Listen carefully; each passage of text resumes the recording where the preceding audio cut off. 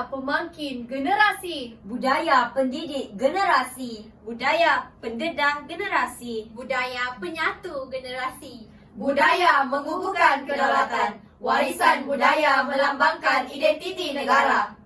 Bismillahirrahmanirrahim. Assalamualaikum warahmatullahi wabarakatuh. Salam sejahtera, salam Malaysia Madani, salam Forum Remaja. Ahli panel dan sidang hadirin yang dirahmati Allah. Bersyukur kita kehadirat Allah Subhanahu Wa Taala kerana dengan limpah kurnia dan keizinannya dapat kita bersama-sama bersua dalam pertandingan Forum Remaja peringkat negeri Sabah. Saya, Akila Syafiqah, akan bersama-sama para hadirin yang dihormati untuk mempengerusikan forum pada hari ini. Sidang hadirin yang dihormati, mauduk forum pada hari ini berkisar tema budaya, iaitu warisan budaya melambangkan identiti negara. Sebelum itu, mari kita berkenalan dengan ketiga-tiga ahli panel kita yang mulia-mulia belaka ini. Di sebelah kanan saya, Saudari Nadia Nadira. Saudari Nadia merupakan pengerusi Kelab Kebudayaan sekaligus menjadi ahli panel kita yang pertama pada hari ini. Selamat datang Saudari, apa kabar Saudari? Alhamdulillah kabar baik. Saudari pula bagaimana? Alhamdulillah, saya juga dalam keadaan sihat walafiat. Seterusnya, saya perkenalkan ahli panel kita yang kedua, Saudari Lia Malisa. Saudari Lia merupakan setiausaha Kelab Malaysiaku. Selamat datang Saudari Lia, apa kabar Saudari? Alhamdulillah, saya sihat sejahtera saudari. Seterusnya, berada di sebelah ahli panel kita yang kedua, tidak lain tidak bukan, sudah tentu ahli panel kita yang ketiga, Saudari Nusratun Nisa. Saudari Nusratun Nisa merupakan ketua kelas 5 KRK. Selamat datang Saudari, apa kabar Saudari? Alhamdulillah, saya juga berada dalam keadaan yang baik. Maka saya berada di sini bersama saudari dan para hadirin. Ayo kita bawa ke pentas dunia. Usai kita berkenalan dengan ketiga-tiga ahli panel kita, kembali kita ke topik diskusi pada hari ini, iaitu warisan budaya melambangkan identiti negara. Sidang hadirin, ahli panel yang saya hormati, izinkan saya untuk membuka tirai diskusi dengan lebih luas dan mengajukan soalan yang pertama kepada ahli panel kita yang pertama, Saudari Nadia Nadira. Saudari, mohon penjelasan daripada saudari berkenaan apakah definisi warisan budaya. Silakan saudari. Terima kasih saudari pengerusi saudari Akila. Terlebih dahulu yang saya hormati kombinasi intelektual kehakiman, rakan-rakan panel yang lain dan seterusnya sidang hadirin yang dirahmati Allah sekalian. Sungguh menarik persoalan yang diajukan oleh saudari pengerusi sebentar tadi. Apakah sebenarnya yang dimaksudkan dengan warisan budaya melambangkan identiti negara? Menurut Kamus Dewan edisi keempat, warisan bermaksud harta pusaka, harta peninggalan, ataupun bahasa yang mudah kita fahami, sesuatu yang diwarisi. Budaya pula boleh didefinisikan sebagai tamadun, peradaban, manakala melambangkan adalah untuk memperkenalkan sesuatu. Masih menurut sumber yang sama, identiti adalah sifat-sifat yang terdapat pada seseorang ataupun sesuatu, dan negara pula adalah kumpulan masyarakat yang mendiami sesuatu kawasan. Oleh itu, berdasarkan definisi-definisi yang saya berikan sebentar tadi, boleh saya simpulkan bahawa warisan budaya melambangkan identiti negara dengan khazanah-khazanah yang ditinggalkan menjadi imej bagi negara kita di mata dunia. Sidang hadirin yang dihormati, saya juga ingin menyebutkan pendapat seorang tokoh iaitu Edward Bernard Taylor, seorang profesor antropologi dari negara England. Beliau berkata, kebudayaan ialah suatu sistem kompleks yang mencakupi kepercayaan, pengetahuan, kesenian, moral, hukum, kemampuan, serta kebiasaan-kebiasaan yang didapatkan oleh manusia sebagai anggota masyarakat. Sekian, terima kasih. Terima kasih Saudari Nadia atas penjelasan yang sangat padat sebentar tadi. Seterusnya, mari kita mendengar pencerahan daripada Saudari Lia, ahli panel kita yang kedua, berkenaan apakah warisan budaya yang melambangkan identiti negara. Silakan Saudari. Terima kasih saudari pengerusi. Memang tidak dapat dinafikan lagi bahawa Malaysia mempunyai masyarakat majmuk yang terdiri daripada pelbagai jenis kaum, termasuklah Melayu, India, China, Iban, dan Kerajaan Dusun. Kepelbagaian ini telah menjadikan Malaysia kaya dengan pelbagai jenis tarian. Misalnya, tarian zapin. Tarian zapin seringkali dipersembahkan dalam majlis perkahwinan yang melambangkan ciri-ciri kemelayuan masyarakat Melayu Johor Riau. Bagi setiap kali perayaan Tahun Baru Cina pula, tidak lengkap sekiranya tarian singa tidak dipersembahkan. Tarian singa merupakan simbolik kepada masyarakat Cina untuk mendapatkan tuah. Tarian ngajat dan sumazau pula dipersembahkan oleh Bumi Putra Sarawak dan Sabah. Beralih pula pada perspektif yang lain, persembahan tarian tradisional Malaysia telah mendapat perhatian apabila mendapat tepukan yang gemuruh semasa pembukaan rasmi pertandingan tari sedunia Chongnam di Seoul, Korea. Hal ini didapati menurut akhbar berita bernama yang disiarkan pada September 2019. Mereka terpikat dengan keindahan dan kelembutan tarian Lenggang Lambung Sayang yang diwakili oleh 26 pelajar Universiti Pendidikan Sultan Idris. Sekian, saya kembalikan kepada saudari pengerusi, saudari Akila. Terima kasih Saudari Lia. Sidang hadirin yang dihormati, seterusnya mari kita mendengar pendapat daripada ahli panel kita yang ketiga, Saudari Nusratun Nisa, berkenaan apakah lagi warisan budaya yang ada di Malaysia. Dipersilakan.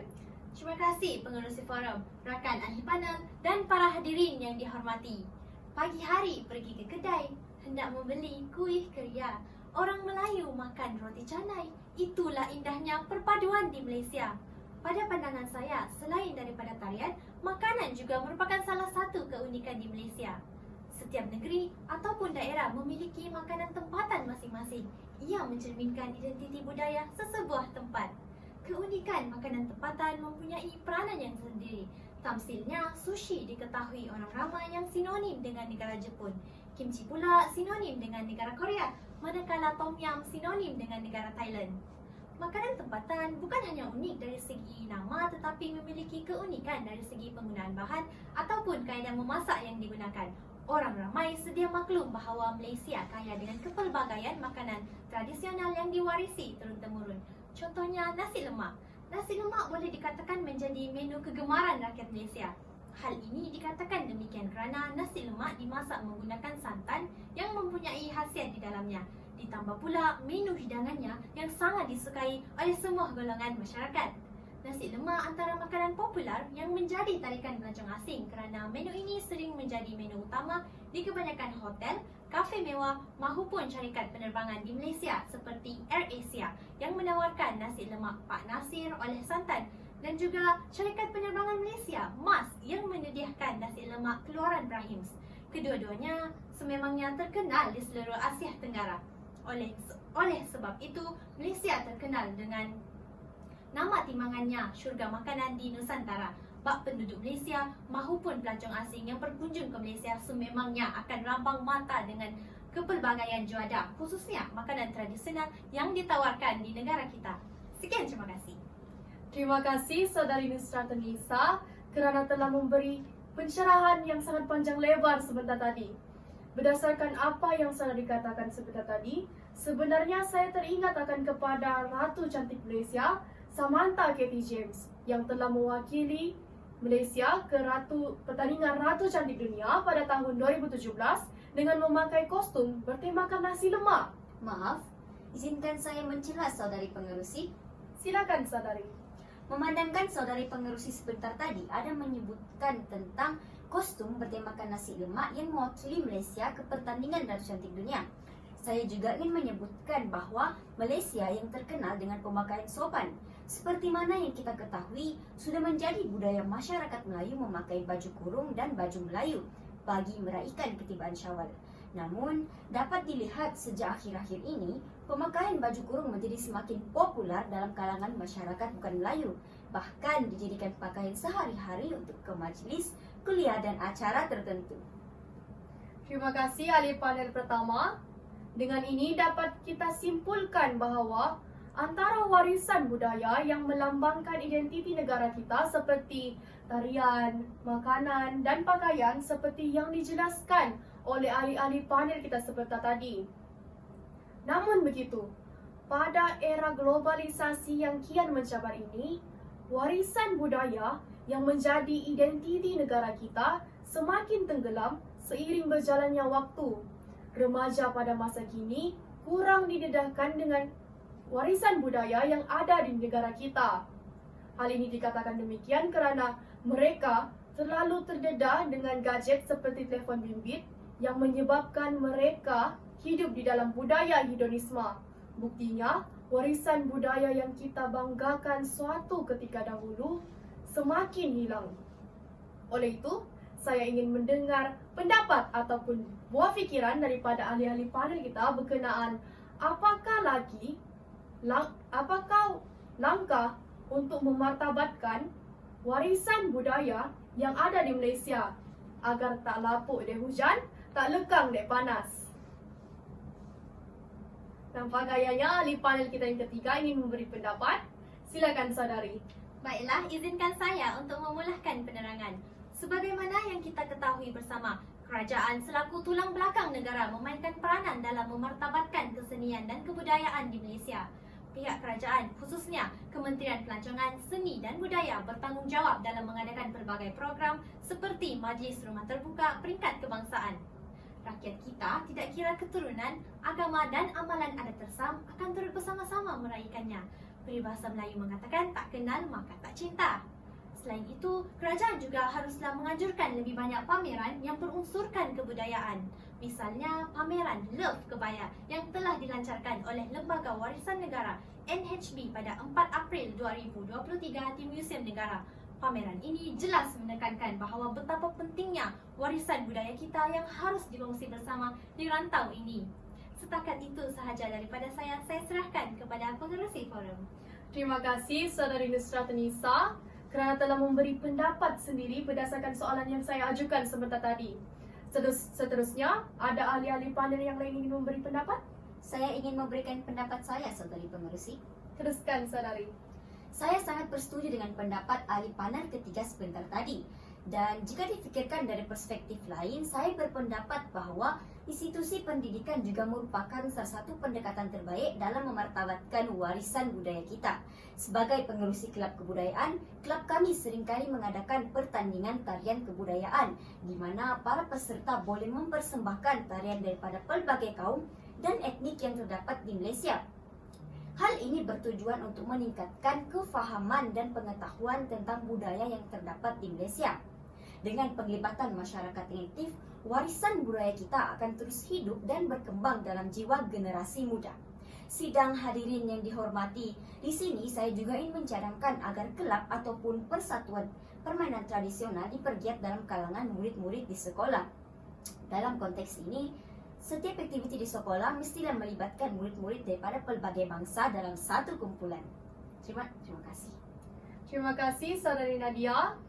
Sidang hadirin yang dihormati, seterusnya mari kita mendengar pendapat daripada ahli panel kita yang ketiga, saudari Lia, berkenaan soalan yang saya ajukan sebentar tadi.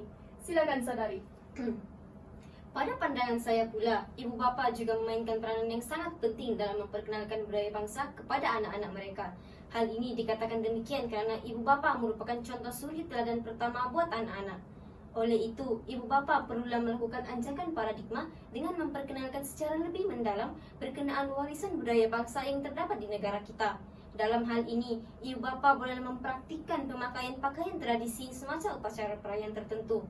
Bukan itu sahaja, semasa hujung minggu, ibu bapa boleh membawa anak mereka ke pameran budaya dan memasak makanan tradisi mengikut budaya masing-masing. Sekian, terima kasih. Terima kasih saudari Lia. Sebagai penghujung bicara, saya mohon ahli-ahli panel kita untuk membuat rumusan perbincangan kita sebentar tadi, dimulakan dengan ahli panel pertama. Sidang hadirin sekalian, membujur lalu melintang patah, sekali kita marah, pantang kita berundur. Perjuangan memartabatkan warisan budaya merupakan perjuangan yang luhur dan suci demi kesinambungan generasi akan datang. Akhir kalam daripada saya berharap agar warisan budaya bangsa dapat dimartabatkan sebagai integriti nasional. Saya juga berharap agar warisan ini dapat diperkembangkan lagi sehingga ke persada dunia. Sebagai penutup wacana, tiada kusut yang tidak boleh dileraikan, tiada masalah yang tidak boleh diselesaikan. Kita harus mengembleng tenaga demi memastikan warisan budaya kita terus berdiri teguh sebagai warisan yang tidak boleh dijual beli oleh bangsa lain. Bak kata mutiara, biar mati anak, jangan mati adat. Terima kasih ahli-ahli panel kita kerana telah memberi pendapat masing-masing sebentar tadi. Demikianlah perbincangan kita berkenaan warisan budaya melambangkan identiti negara. Oleh itu, dapat kita simpulkan bahawa warisan budaya yang melambangkan identiti negara kita memang sepatutnya dipelajari kerana ianya mempunyai keunikan tersendiri dan tidak ada di negara-negara santero dunia. Sekali lagi, saya ingin ucapkan terima kasih kepada ahli-ahli panel kita kerana sudi bersama-sama di sini untuk membincangkan mauduk kita pada hari ini. Sebagai nampak gayanya, masa sangat mencemburui kita. Saya ingin ucapkan tahniah kepada semua yang berjaya dan tekun mendengar perbincangan sehingga akhir. Sebelum menutup bicara, izinkan saya untuk memberi serangkap pantun. Sopan dan santun, pekerti mulia. Sombong dan takbur, jangan diamal. Masyarakat madani, penuh budaya. Negara berwarisan, terus terkenal.